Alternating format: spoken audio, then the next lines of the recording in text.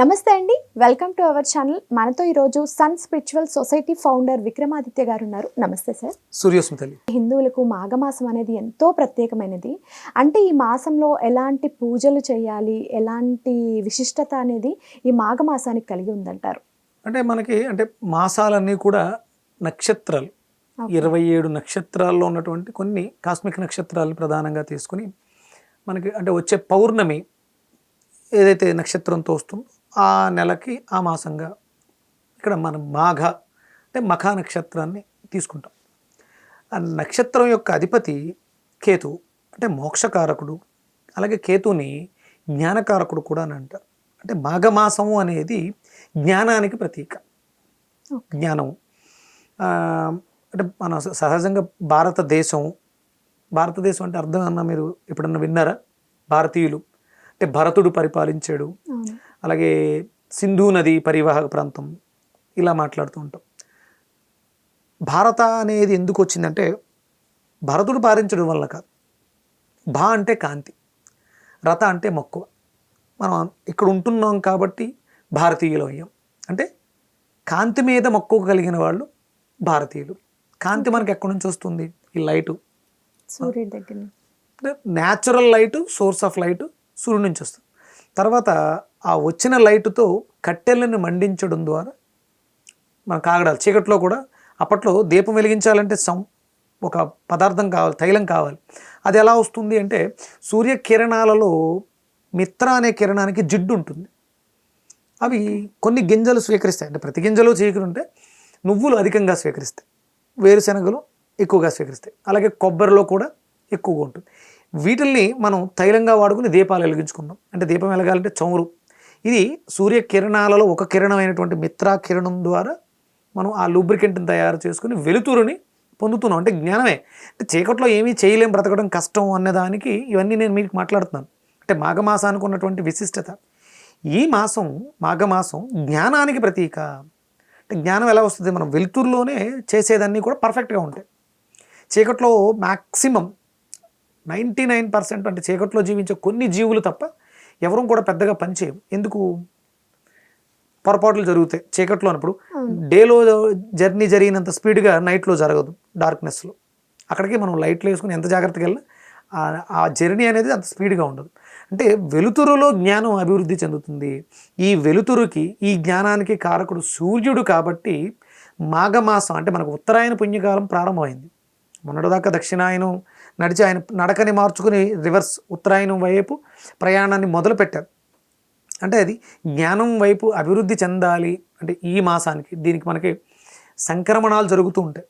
ఇప్పుడు మొన్నటి వరకు మకర సంక్రాంతి మన పండుగ ఎందుకు చేసుకున్నాం మకర రాశి దాంట్లో సూర్యుడి యొక్క ప్రస్థానం. రాసులు ఏదో సూర్యుడు మారతాడంటే సూర్యుడు అక్కడే ఉంటాడు, తిరుగుతూ ఉంటారు. దాని చుట్టూ మనం తిరిగే వాటిని డిగ్రీలుగా విభజించి, ఒక్కొక్క డిగ్రీ 365 డిగ్రీలని 12 రాసులుగా విభజించి మకర రాశి అనే దానికి సూర్యుని ప్రతీక చేయడం జరిగింది. అందుకని మనం మకర సంక్రాంతిని పండుగగా జరుపుకోవడం జరిగింది. ఈ మాసం, మాఘమాసం మకర రాశిలోంచి ప్రారంభమవుతుంది. 15 రోజుల తర్వాత రేపు అమావాస్య నుంచి జనవరి 30 నుంచి మనకి మాఘమాసం, మాఘశుద్ధ పాడ్యమితో మొదలవుతుంది. సూర్యుని ఎందుకు ఆరాధించాలి అంటే ఆరోగ్యం ఎక్కడి నుంచి వస్తుందమ్మా? సూర్యుడి నుంచి వస్తుంది. మనకంటే వేదాలు చెప్పినాయి ఆరోగ్యం భాస్కరాధీనం అని. ఆరోగ్యమే మహాభాగ్యం, ఆరోగ్యం భాస్కరాధీనం అని వేదం చెప్పింది. మీరు హాస్పిటల్కి వెళ్ళారు, మెడిసిన్స్ ఫస్ట్ టెస్ట్లో ఏం చూస్తారు? Vitamin D first. మనకి మిగతా బి కాంప్లెక్స్ ఫ్యామిలీ ఉంది, విటమిన్ ఏ, ఇవన్నీ ఉన్నా డి విటమిన్ లేకపోతే ఇవన్నీ కూడా మన శరీరం యాక్సెప్ట్ చేయదు, ఒప్పుకోదు.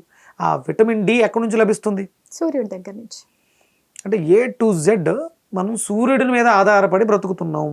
అందుకని మనం కాంతి మీద మక్కువ కలిగిన వాళ్ళని భారతీయులు అన్నారు. మిగతా దేశాల్లో కూడా కాంతి ఉంటుంది, కానీ ప్రథమంగా భారతదేశం నుంచే సూర్యోదయం ఫస్ట్ మనకి కాశ్మీర్లో జరుగుతూ ఉంటుంది.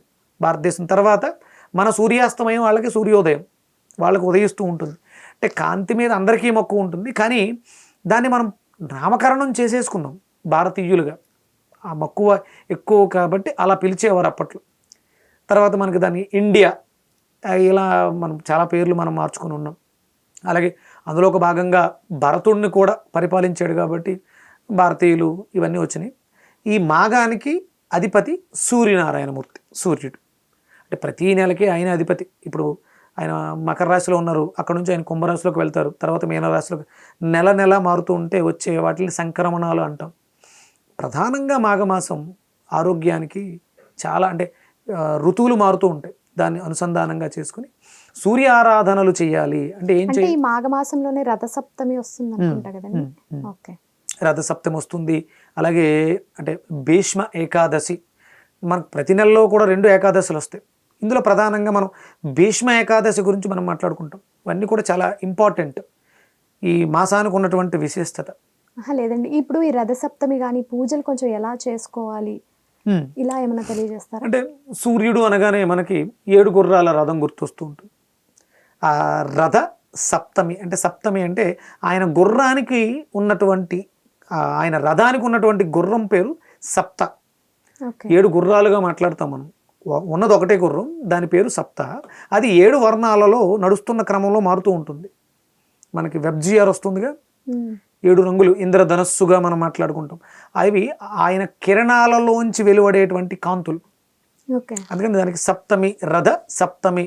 అంటే మాఘమాసంలో వచ్చేటువంటి సప్తమి తిథిని రథ సప్తమిగా చేసుకుని ఆయన గుర్రం ప్రతీకగా ఇక్కడ చిక్కుడుకాయలతో గుర్రాన్ని తయారు చేస్తారు. చీపురు పుల్లలని చిక్కుడుకాయల్ని ప్రధానంగా చేసుకుని ఒక రథాన్ని తయారు చేస్తారు. అంటే ఇన్ని చిక్కుడుకాయలని ఏమన్నా లెక్క ఉంటుందండి? అంటే రథం తయారవడానికి మీకు బేస్మెంటు, దానిపైన ఒక స్ట్రక్చర్, ఒక రథం షేప్ రావడానికి అంటే సుమారు 4, 4, 8 పైన ఒక చిక్కుడుకాయ 9, 9, 12, అంటే ఆయనకి 12 సంఖ్య, అంటే ఆయన ద్వాదశ ఆదిత్యులు అంటారు, అంటే 12 చిక్కుడుకాయలుగా తీసుకుంటారు.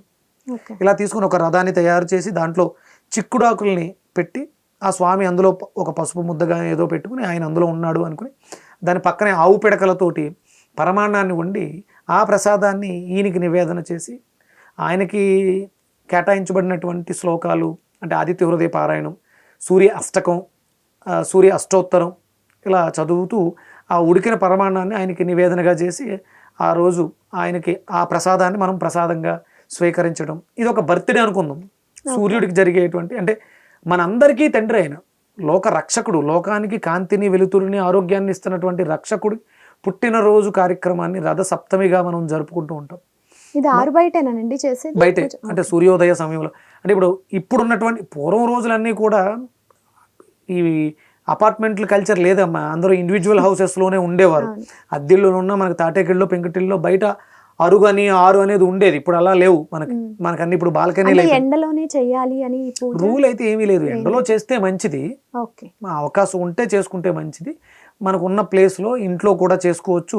స్టవ్ మీద పరమాన్నాన్ని వండుకుని దేవుడు మందిరంలో దొరికితే చిక్కుడు కాయలతోటి, చిక్కుడు ఆకులతోటి రథం చేస్తాం. ఇప్పుడు అపార్ట్మెంట్లో చిక్కుడాకులు ఎక్కడ దొరుకుతాయి, చిక్కుడుకాయలు ఎక్కడ దొరుకుతాయి? చిక్కుడాకులు ఎందుకు పెట్టాలి, అదే డౌట్ వచ్చింది. అంటే చిక్కుడు జాతి గింజలలో సూర్యశక్తి ఎక్కువగా ఉంటుంది.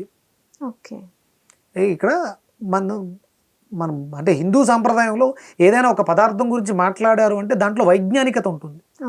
మనకి హై ప్రోటీన్ ఉంటుంది చిక్కుళ్ళు, అలాగే సూర్య ప్రాణశక్తి ఎక్కువగా ఉంటుంది చిక్కుడు గింజల్లో. మీరు అంటే చిక్కుడులో 2 జాతులు ఉంటాయి, తెల్ల పువ్వులు కొన్ని పూస్తాయి, కొన్ని పింక్ కలర్లో పూస్తాయి. ప్రతిదీ సూర్యుడికి అనుసంధానం. ఆయన శ్వేతపద్మ ధరందేవం, ఆయన పట్టుకునే తామర పువ్వు తెల్లగా ఉంటుంది, కానీ ఆయన కిరణాలు వికసించడం ద్వారా పద్మాలు, మనకు తామర పువ్వులు గులాబీ రంగులో ఉంటాయి. ఆయనకు మనం పెట్టుకునే ఉంగరం ఉంటుంది కదా, అది ఏ కలర్లో ఉంటుంది? కెంపు, పింక్ కలర్లో ఉంటుంది. అంటే ఈ ప్రతిదీ మీరు ఆ చిక్కుడు పువ్వు కూడా పింక్ కలర్లోనే ఉంటుంది. కొన్ని కాయలు చిక్కుడు గింజలు కూడా పింక్ కలర్లో ఉంటాయి. అంటే అందులో చాలా రకాలు ఉంటాయి, 2 రకాలు. ఇవన్నీ కూడా అంటే సూర్యశక్తితో నిబిడీకృతం ఉన్న పదార్థాలని మాత్రమే ఆ రోజు ఆ దేవతకు నివేదన చేయడం ద్వారా మనం తింటాము, మనం తినాలి. అలాగే అక్కడ రేగుపళ్ళు కూడా పెడతారు, ఆ కలర్ కూడా ఆరెంజ్ కలర్లో ఉంటాయి, దాంట్లో కూడా సూర్యశక్తి అధికంగా ఉంటుంది. ఇవన్నీ ప్రామాణికంగా తీసుకుని ఈ మాఘమాసాన్ని ఇలా విశేషంగా జరుపుకోవడం వల్ల, అంటే సెలబ్రేట్ చేసుకోవడం అంటే ఎంజాయ్ చేయటం కాదు, భగవంతుడికి దగ్గరగా తీసుకెళ్తుంటుంది. దాంట్లో ఉన్నటువంటి ఆ తపన మనల్ని ఆరోగ్యవంతులుగా చేయటం మాత్రమే హిందూ ధర్మం యొక్క ముఖ్య ఉద్దేశం. లేకపోతే ఇప్పుడు మనం రథసప్తమి రథాన్ని తయారు చేస్తే ఆయనకి ఏంటమ్మా, తయారు చేయకపోతే వచ్చిన నష్టం ఏంటి, తయారు చేస్తే వచ్చిన లాభం ఏంటి? మనల్ని ఒక కథలాగా, ఒక ఆట వస్తువులాగా చిన్నపిల్లలు తయారు చేస్తారు. రథం తయారు చేయండి అంటే చీపురు పిల్లలు తీసుకొచ్చి ఆనందంగా, అంటే వాళ్ళకి కూడా ఈ ధార్మికత అర్థమయ్యేలా చెప్పడం కోసం ఇలాంటివన్నీ పెడతాయి. మనకి భోగి ఎందుకు చేయాలి, భోగి పండుగ ఎందుకు చేయాలి, భోగి పళ్ళు ఎందుకు పొయ్యాలి, వైజ్ఞానిక చెప్పడం. అందులో ఉండేటువంటి సూర్య ప్రాణశక్తి శిరస్సు మీద వేయడం ద్వారా సహస్రారంలోంచి ఆ బిడ్డకి శరీరంలోకి ప్రవేశించి వైబ్రేషన్స్, ఇవన్నీ ఫ్రీక్వెన్సీస్, ఎనర్జీస్, ఆ బిడ్డ ఆరోగ్యంగా ఉంటాడు. అలాగే భోగి మంటలు అనేది ఎవరికి వాళ్ళు డబ్బులు ఖర్చు పెట్టి దేవాలయాల్లో యజ్ఞయాగాది క్రతువులు చేస్తారు, చేయించుకోలేని వాళ్ళు. అందుకని ఇంట్లో వ్యర్థంగా ఉన్నటువంటి కట్టెల్ని తీసుకొచ్చి ఆవు నేతితో అంటించడం ద్వారా ఇది మహాయజ్ఞం. ఇంట్లో చేస్తే హోమం, ఇది బయటకు తీసుకొచ్చి అందరం కూడా ఏకమై ఎవరికి వాళ్ళు చేయడానికి అనువైనటువంటి సమయం భోగి. మకర సంక్రాంతికి ముందు రోజు వచ్చేటువంటి భోగి. అప్పుడు అక్కడ మనం మండించేది మంటే కదా, దాని మీద అంటే ఇప్పుడు మనకు తెలియక కిరసనాలు డీజిల్తో వెలిగిస్తున్నారు, కానీ ఆవు నేతితోటే చేస్తాం.